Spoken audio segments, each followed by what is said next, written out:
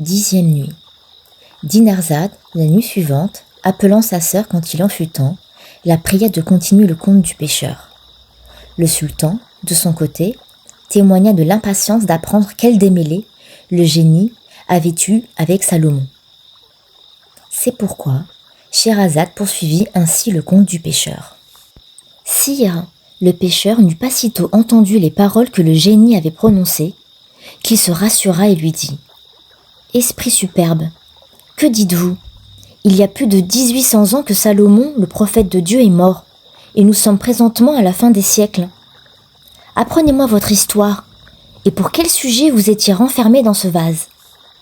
À ce discours, le génie, regardant le pêcheur d'un air fier, lui répondit « Parle-moi plus civilement, tu es bien hardi de m'appeler esprit superbe. » « Eh bien, reprit le pêcheur, vous parlerai-je avec plus de civilité en vous appelant hibou du bonheur ?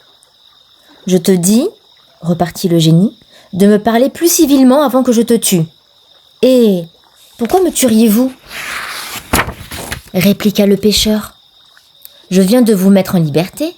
L'avez-vous déjà oublié ? Non, je m'en souviens, repartit le génie. Mais cela ne m'empêchera pas de te faire mourir.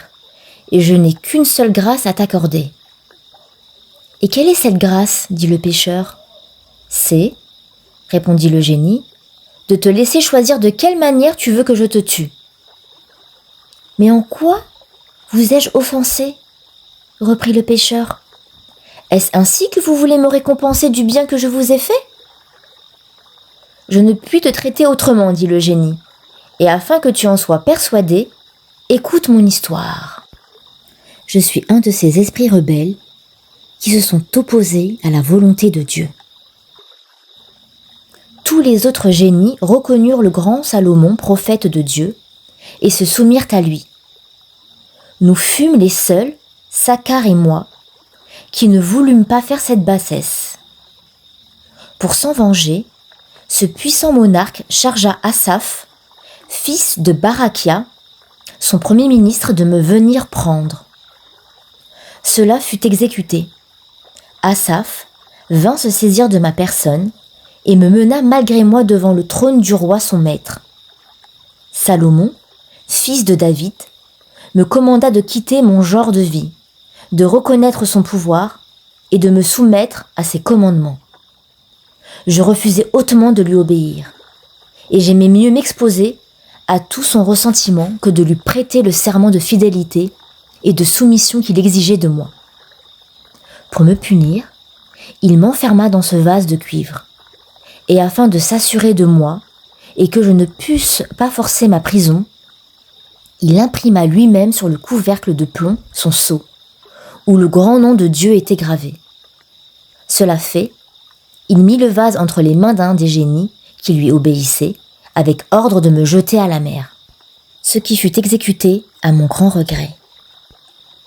Durant le 1er siècle de ma prison, je jurai que si quelqu'un m'en délivrait avant les 100 ans achevés, je le rendrais riche même après sa mort. Mais le siècle s'écoula, et personne ne me rendit ce bon office. Pendant le 2e siècle, je fis serment d'ouvrir tous les trésors de la terre à quiconque me mettrait en liberté. Mais je ne fus pas plus heureux.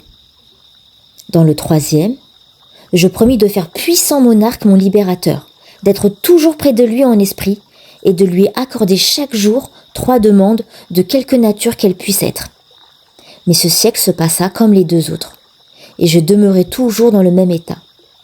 Enfin, chagrin, ou plutôt enragé de me voir prisonnier si longtemps, je jurai que si quelqu'un me délivrait dans la suite, je le tuerais impitoyablement et ne lui accorderais point d'autre grâce que de lui laisser le choix du genre de mort dont il voudrait que je le fisse mourir.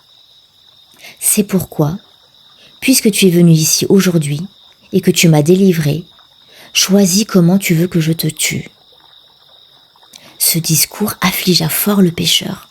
« Je suis bien malheureux, s'écria-t-il, d'être venu en cet endroit rendre un si grand service à un ingrat. Considérez de grâce votre injustice et révoquez un serment si peu raisonnable. Pardonnez-moi, Dieu vous pardonnera de même. Si vous me donnez généreusement la vie, il vous mettra à couvert de tous les complots qui se formeront contre vos jours. Non, ta mort est certaine, dit le génie. Choisis seulement de quelle sorte tu veux que je te fasse mourir. Le pêcheur, le voyant dans la résolution de le tuer, en eut une douleur extrême, non pas tant pour l'amour de lui, qu'à cause de ses 3 enfants dont il plaignait la misère où ils allaient être réduits par sa mort. Il tâcha encore d'apaiser le génie. « Hélas, reprit-il, daignez avoir pitié de moi en considération de ce que j'ai fait pour vous. »« Je te l'ai déjà dit, repartit le génie. C'est justement pour cette raison que je suis obligé de t'ôter la vie. »« Cela est étrange, répliqua le pêcheur, que vous vouliez absolument rendre le mal pour le bien. Le proverbe dit que qui fait du bien à celui qui ne le mérite pas, on est toujours mal payé. Je croyais, je l'avoue, que cela était faux. En effet, rien ne choque davantage la raison et les droits de la société. Néanmoins, j'éprouve cruellement que cela n'est que trop véritable. »« Ne perdons pas de temps, interrompit le génie. Tous tes raisonnements ne sauraient me détourner de mon dessein. Hâte-toi de dire comment tu souhaites que je te tue. » La nécessité donne de l'esprit. Le pêcheur s'avisa d'un stratagème. « Puisque je ne saurais éviter la mort, dit-il au génie, je me soumets donc à la volonté de Dieu. Mais avant que je choisisse un genre de mort, je vous conjure, par le grand nom de Dieu qui a été gravé sur le sceau du prophète Salomon, fils de David, de me dire la vérité sur une question que j'ai à vous faire. » Quand le génie vit qu'on lui faisait une adjuration qui le craignait de répondre positivement, il trembla en lui-même et dit au pêcheur : « Demande-moi ce que tu voudras, et hâte-toi. » Le jour venant à paraître, Scheherazade se tut en cet endroit dans son discours. « Ma sœur, lui dit Dinarzade, il faut convenir que plus vous parlez et plus vous faites de plaisir. J'espère que le sultan notre Seigneur ne vous fera pas mourir, qu'il n'ait entendu le reste du beau conte du pêcheur. »« Le sultan est le maître, reprit Scheherazade. Il faut vouloir tout ce qui lui plaira. » Le sultan, qui n'avait pas moins d'envie que Dinarzade d'entendre la fin de ce conte, différa encore la mort de la sultane.